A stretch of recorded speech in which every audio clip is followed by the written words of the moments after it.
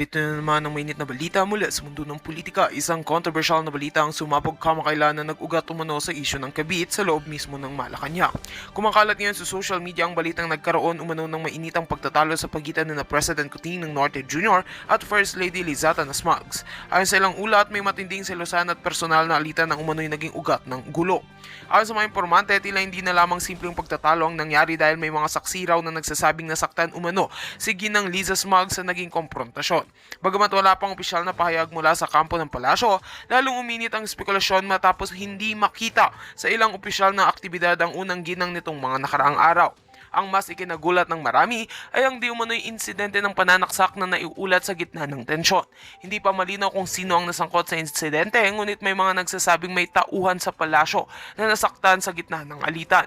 Sa ngayon ay patuloy pa rin ang investigasyon at tikom ang bibig ng mga opisyal sa paligid ng Pangulo. Hanggang sa ngayon ay hinihintay pa rin ang publiko ang paglilinaw mula sa mismong Malacanang. Habang wala pang kumpirmasyon, nananatili itong isang usaping dapat pag-ingatan at suriin ng mabuti. Para sa mas marami pang detalye at updates, manatili lamang na nakatutok kung saan ang bawat impormasyon ay sinisiyasat ng patas at makatarungan. At yan nga ang mga balitang ating pagkakatutukan, at kung bago ka pa lamang sa aking channel ay huwag kakalimutang mag-like, share and subscribe para updated ka sa aming mga bagong balita dito sa Tatak Pinas.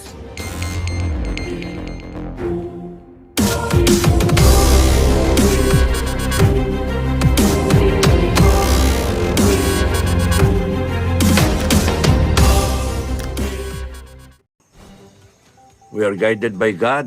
I believe we are guided by God. I hope that we do things right. And every day is a step forward. Every day is a challenge. Kaya I know na kahit papano gaganda yung bansa natin dahil sa merong SFGF na nagsisimula ng kumilos para sa ikagaganda ng mga kabuhayan ng Pilipino. So yun yung ano namin. Kaya kayo, General Torre, I wish you luck. I wish you luck. Good luck. Gamitin mo yung bago mong assignment. Gamit mo yung lahat ng kaman mo para ituwid mo ang PNP. Go down in history as the best PNP chief PNP ever in our history, and set the standard for all the PNPAs who follow you. Pakawalan mo kagad si Colonel Grijaldo as a token of goodwill para sa taong bayan. Makita ng taong, wow, iba na to. Wag mong lalabanan ng taong bayan. Wag kang magsisipsip sa isang gobyerno na ewan mo, di maintindihan eh. Just do your job as CPNP. Ayusin mo yung organization para matanda ka ng taong bayan na hindi ikaw yung pinakatarantadong general sa balat ng Pilipinas. Ikaw yung pinakatarantadong polis sa Pilipinas. At pagka umikot ang gulong, delikado ka pa nun. Sana matandaan ka ng taong bayan na ibang klase ito. Ibang klase ang PNPA pala kaysa sa PMA. Kasi maraming dumaan na PMA. Pero wala eh. At least baka sa iyo, mabago mo. So yun yung aking basahin ko muna to. Thank you sa mga ninyo, suporta ninyo. Erlinda Flores said hi. Bobby Obtuhan, good evening. Pinoy Survivors Command Center. Sir, ganda gabi. Magandang gabi po. May command center Erlinda Flores, sir, musta po? Thank you.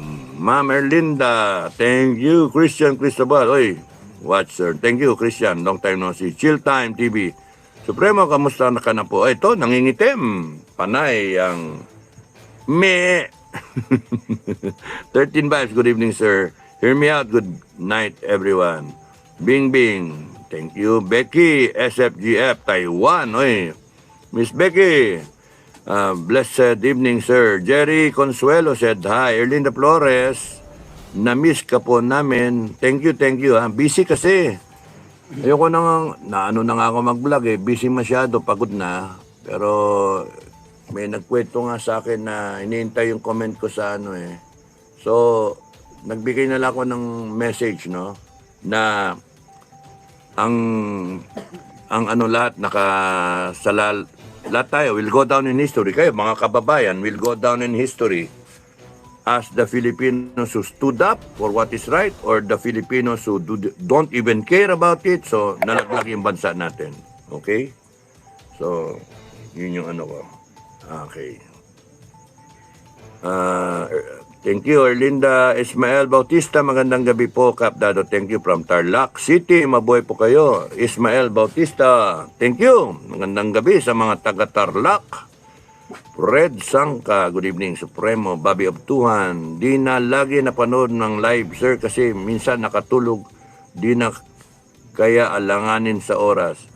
Hindi talaga ako nakapag-live eh. Bet Ladringan. Good evening po. Ngayon lang po kayo nag-live. Ingat po, sir, from Sambales. Thank you sa mga taga Sambales. Busy ako eh. Busy. I took on the job eh na seryosohin yung ano eh, yung cooperative eh. No? And we're going good na ano. Yung gusto mag-member kayo. Walang ano to, voluntary to. I don't care kung kaninong grupo kayo. Basta dito, pagka binet kayo, you do good. Pagka hindi, you will be expelled. No? Dito sa amin, walang siraan, akayan lang. So, SFGF, cooperative will be able to attain its objective. Kitang-kita na. No? Kitang-kita na. That's why we're confident. No? We're confident. So,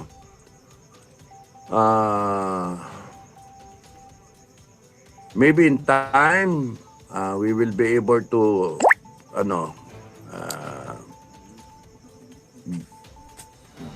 be of help to a lot of Filipino people, no? Yun yung ano. I will blog about it every now and then, yung progress namin. Blessed evening, Sir Kap Dado, Gemma Nabarte. Maraming salamat for watching Pinas kong mahal. Hello sir, good evening po. Kamusta po kayo? Maraming salamat. Pinas kong mahal. Erlinda Flores, paano po na po ang Pilipino? Si Torre na pa ang chief PNP. In fairness, yan, habang tumataas yung ranko, nagiging mas maingat, mas passive, no? Torre, he made dun sa KOJC, dun sa paguli kay Duterte, a lot of people hate him eh. Ako, I hate Torre. But yun nga sabi ni Bato sa akin eh, he's just doing his job. O sige, he's just doing that. Now, do your job. Be the chief PNP. Ayusin mo. Diba? Hindi tatakutin mo yung mga tao para aanuin mo sila. No, ayusin mo yung PNP mismo, yung organization. Ayusin mo. Because yun ang problema eh. Something's wrong. Ikaw, pinakita mo grabe kayo sa KOJC. Something's wrong talaga. Yung ginawa mo kay Dikong, something's wrong. So, you're starting off with negative na So, do something that will recover that will quell the hatred of the people. Remember, your boss is the Filipino people. Becky SFGF Taiwan, BBM, the worst president ever. Yeah, he's going to be remembered for that. Unless BBM, in the next 3 years, ewan ko kung paano niya gagawin. Pag ako kinuha mong advisor, BBM, I will advise you to resign. Sir, I will advise you to resign. Tinitira yung signal ko, niyayari yung signal ko. BBM, the worst president. Thank you. Becky, SFGF Taiwan. Pinoy Survivors Command Center. Ibalik si Duterte sa Malacanang.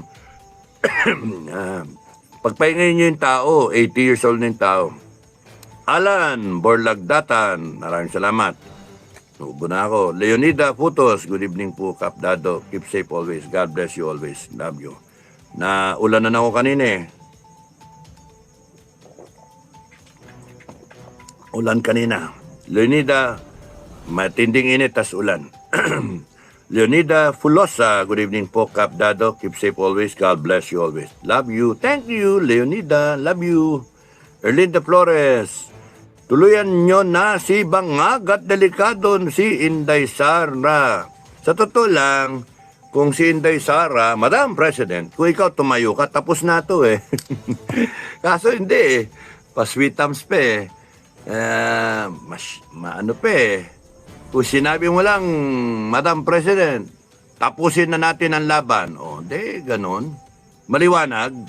Wala nang ganun-ganun na, ano ba talaga? Hindi eh.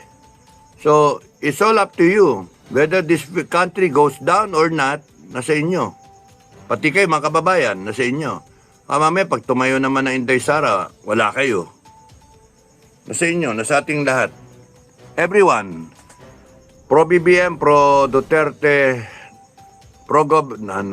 people in government or people in the private sector, the religious groups, lahat ng sectors, every Filipino, kung ano man ang kahinatnan ng Pilipinas, nasa atin. At kung ano man ang magiging future ng Pilipinas, kasalanan natin. Kaya, ewan ko sa inyo, kung anong gusto nyong gawin. Basta ako, mag-alaga ako ng kambing. Alaga ako ng kambing. Pero kung kinakailangan lumaban ako, kung kinakailangan akong tumayo, tatayo ako. Tatayo ako and then magkakape ako. Tatayo ako para papastol ako ng kambing. Wala eh, kalokohan tong nangyayari na ito sa atin and we allow it. Simple. We have allowed a few Filipinos to be in power. We have given them power, and right now they are using that power to abuse us. And let me remind you, kayong mga nandyan na abuso, your power is not forever. We can take it back anytime. May marami lang natutulog sa pansitan eh. Nasa kangkungan. Natutulog lang sila, pero we can take back that power. Kaya hinay-hinay kayo. Okay? Maraming salamat. Roniel Teran. Sir, di sila uubra kay Senator Marcoleta. Matinding debate kapag si Senator Marcoleta makaharap nila. Nasaan na ba siya ngayon? Senator na pala siya ngayon, di ba? Senator-elect. Oo, pero kahit magdebate si Senator Marcoleta, magbobotohan pa rin yan. Kung ang tatanggalin Resolution 10, magbotohan pa rin. Tell me, matatanggal ba yung Resolution 10? 24 senators voting. Matatanggal ba? Hintayin natin kung matatanggal. Congress, 300 plus congressmen voting. Matatanggal ba yung Resolution 10? Corruption will continue. That's the reality. Until everything is rebooted. Nireboot. There's a virus in our system, in our government. The way things are being run, there's a virus na matindi. Kinakain, inaanay ang bansa natin. And if we do not stop it, wala mangyayari sa atin. Dami pa tao now sa Netherlands sa B-Day ni Inday Sara. Happy birthday, Inday Sara. Kanining Presi. Hi po sir, ang tagal po ninyo nawala, na-miss ko namin kayo. Huwag masyadong magpapagod, bawal po sa inyong magpagod. Oo nga bawal, pero na-enjoy ko naman. Ang pangit yung mainit, ulan, yung ganon. Nabasa nga ako kanina kasi have to do things. Sinesecure ko yung mga kambing eh. Ayun. Hindi ako nakapag-vlog kasi nag-meet and greet kami ng mga ka-SFGF. Tapos diretso na ako doon sa farm. And then, there's so many things happening na kinakailayusin. No? And the moment na matapos yung critical first few months, everything is okay na. Tuloy-tuloy na yan. We will be able to accomplish yung mga goals na sinet forth namin. And nakakatuwa eh. Saya-saya nga eh. No? Ibig sabihin, marami kaming matutulungan ng mga kapwa natin na mga Pilipino na kasali sa SFGF, yung families nila and all that. So, happy ako. Kaysa yung naghihintay ka, revolusyon! Yung ganon, revolusyon! Pero, tapos nun kaaway mga PNP tsaka yung mga AFP. Mahirap magpatayan eh. No? Kaya bahala na kayo, AFP, PNP. Bahala na kayo. It is your time. Ang sa akin lang, masabi ko, if you do not do anything, you allow this stupid bullshit happening sa bansa natin, you will go down in history as the worst AFP and PNP. Kaya nga, John Torre, yung challenge sa iyo it's your time to shine. Be that first PNPA, chief PNP, set a record, set the bar up so high, yung standard, so that lahat ng susunod sa iyo will fall short do sa standard na iwanan mo. Otherwise, pagka hindi mo ginawa yon, wala. Kakalimutan ka, ibabaong ka sa limot ng mga kababayan. Yun yung Okay? Jennifer Gloria. Ma'am, Jennifer Gloria. Love you. Gwapong gabi, Sir Chairman. Inuto mo ko ha. Good morning, SFGF Team Canada and around the world. Maraming salamat kay Ma'am Jennifer Gloria. Pilipinas yan ang bayan. Magandang gabi po. Chairman, sa inyong bagong kambingan. O nga, may kampo kami. Kambingan. Kambingan. Bingan. God bless. Thank you, Pilipinas Inang Bayan and Ma'am Jennifer Gloria. Thank you sa inyo. God bless you always. Thank you sa support, ha. Romeo Victorino. Thank you. Eli Amboy. The worst nila lang, si Bangag, Sir Capdado. Sir, kamusta na po ang kalagayan nyo? Di pa ako nagpapa-angiogram eh. Ang daming sunod-sunod kasi schedule eh, no? Kala ko magra-rally na eh. Hindi na muna ako magpa-angiogram. Peke naman pala yung rally. Wala eh. Panay... panay... Ayan na! Hudyat na! Wala pa rin eh. So... palpak eh. So, yan yung Tapos kami, meet and greet. Tapos na ako, kambing. Siguro, I'll have my angiogram this June na. This June. Nakaschedule ako na May 20 eh. Kinancel ko eh. Pinospone ko. Supposed to be May 20, angiogram ko. But I have to go down. Bakit ba? I have to go down. Kasi nga, minomonitor ko yung Comelec na yan. Minomonitor ko, tinitignan ko, baka magkagulo sila. Pero buti na lang, walang gulo. Kasi may nagkwento ipapadlock daw nila yung Comelec eh. Bakit na ipapadlock yung Comelec? Ano ba yun? Dapat dyan, yung mga lawyer, may ebidensya kayo. File kayong kaso sa Supreme Court. Ganun dapat. Hindi, dadaanin sa rally eh. Kaya pagod na yung tao sa rally. Rally. Wala mang mangyari. Dapat dyan, mag-rally kayo. Yung wakasan na rally, panay kanya-kanyang ewan. Kanya-kanyang agenda. Kaya wala mangyari dyan eh. Roniel Reyteran.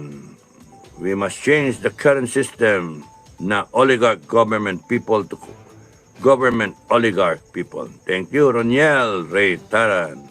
Yun ang gagawin ng SFGF eh. Masa ang oligarch. Okay, galing Alan Borlagdatan. Karamihan sinasabi BBM is the worst Philippine history. I don't think he cares kasi nisip niya he will go down as the richest president.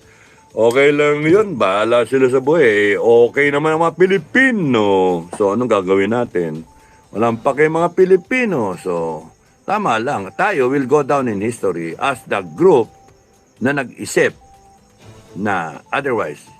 Kay gumanda man yung gobyerno o hindi, kay gumanda man ang tadhana ng Pilipinas o hindi, at least tayo, ginawa natin yung mga bagay na hindi natin naasahan ng gobyerno. Tayo na lang.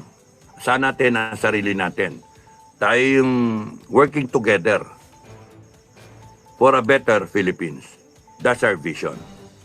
A better Philippines whereby every Filipino will be able to live with pride and dignity, and there will be opportunities available. So SFGF will try to bring in that gap between government and the Filipino people, technology in the Filipino people, yung having a good life and compared to what the life of the Filipinos are. So, yun yung bridge the gap.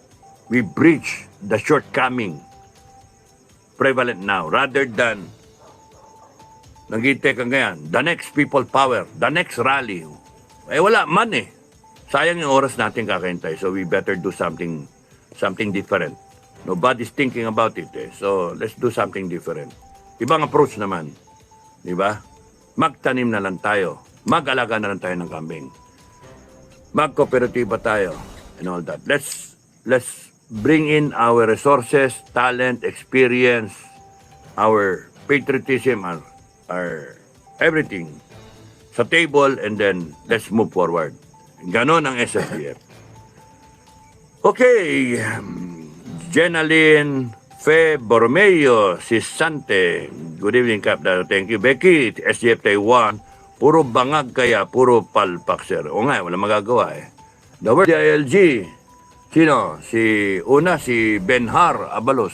Ngayon, sino yun? Remulla. No? The worst lahat sila. Di ba kayo nakukonsensya, you will go down in history as the worst of the worst? Di ba? Kaya nga mahirap yun. Pinoy Survivors Command Center, gusto natin patalsikin si Bongbong Marcos. Ang problema nga, ayaw, hindi kayo pinapansin. AFP nga and PNP, hindi rin kayo pinapansin. Kayo yung sovereign Filipino people, di kayo pansinin. So, nasaan na tayo ngayon?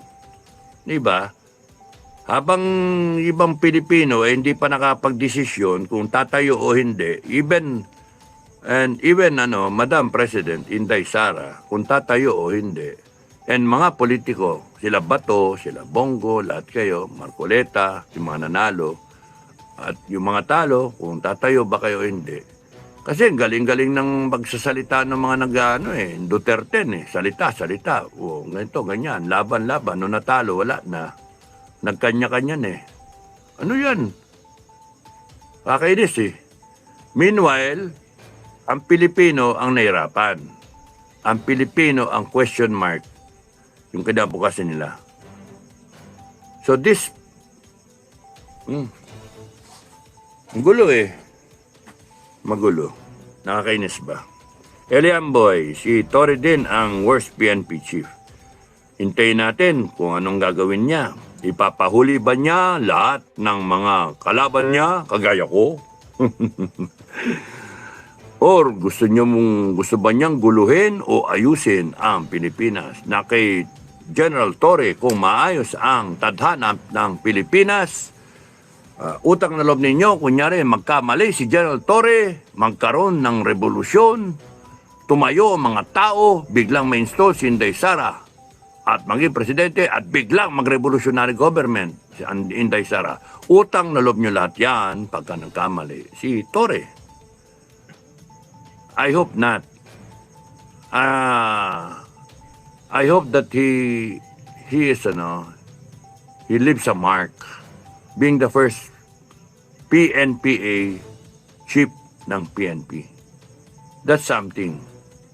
It's a feat na nakuha mo, pinagkatiwalaan ka ni Bongbong, pero yung tiwala na yon, gamitin mo sa tama. I-rectify mo na yung organization, gawin mo professional. Okay na. Okay na yun. Mataas na standard na yan.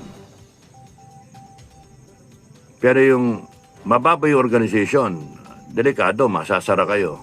Galit yung taong bayan doon. So, wag abuso. Wag mayabang. Wag mayabang. Nagbibigay ako ng advice.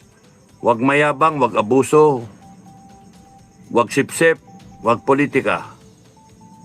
No? Ayusin yung organization. That's good enough. Okay. Pilipinas. Pilipinas sinang bayan, the worst president in the world history and worst family to live in. Malacanang. O nga eh. Pinoy Survivors Command Center. Sana mayroon gagalaw uli sa rally, huwag tayo matakot sa martial law. Pagka nag-martial law, I will undeclare it. And I will declare the people's martial law. Gusto nyo ng gaguhan? Sige, maggaguhan tayo. Mag-declare kayo ng martial law, I will undeclare it. I will declare a people's martial law and you will see the real power, the raw power of the Filipino people. Yeah. Mag-ano lang ako, mag-alaga lang ako ng kambing ngayon. Erlinda Flores, kalusin na ang salop. Depende yan kay Inday eh. Roniel Reiteran, yan ang mga adik daw, need gamutin, sabi ng Supreme Court.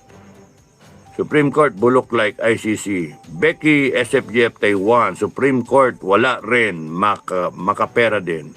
O nga, kasi ang tagal-tagal bago, wala pang desisyon yung 2025 budget, kalating taon na.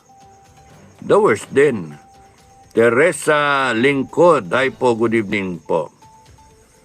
Pinoy Survivors Command Center, huwag tayo matakot sa martial law. Sino ba natatakot sa martial law? Puro kaso na lang hanggang matatapos tong BBM admin. Roniel Reiteren, saludo ako kay Colonel Grijaldo. Okay.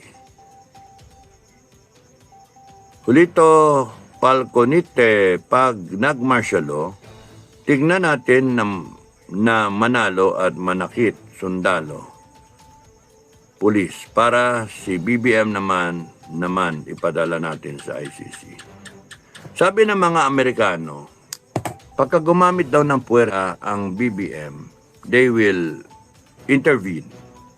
Sabi ng mga puti, sino ba nagkwento sa akin nun? Parang may nagkwento sa akin nun. Si Panadero. General Panadero. Buhay pa si active pa si General Panadero, no? Advisor, no? Ay, nako. So,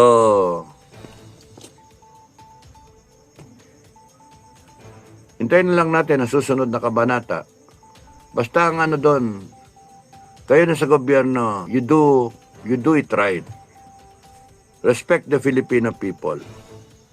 Bastusin niyo yung taong bayan, magagalit sa inyo, madadali kayo. Their inquisitive mind goes beyond their normal proportions. Ronier Reiteran. Teresa Lingkod, sa tingin ko po sir, pati Supreme Court kasabwat sa korupsyon or takot sila matanggal sa pwesto. More of the kasabwat sa tingin ko rin. Eliamboy, may control din yata si Bersamin sa Supreme Court, sir. There will be a day of reckoning. Roniel Reiteran, 17 million overvote, sir. Imagine that. Pinoy Survivors Command Center, ibalik si Duterte sa Malacanang. Pagpahingin nyo, Riniel Reiteran, worst Comelec din ever. O nga eh. My love of SFGF, good evening, General. Thank you Mama. Thank you. Bibi, appointment ni Duterte is, appointment ni Duterte, sige, para Soldier OFW Arnel Ignacio tinanggal. Kaya nga peke nga yung yung resign everyone, kalokohan. Sinungaling nga eh. Peng New SFGF International, magandang gabi Sir Falcon. Sir, magandang gabi daw Sir Falcon.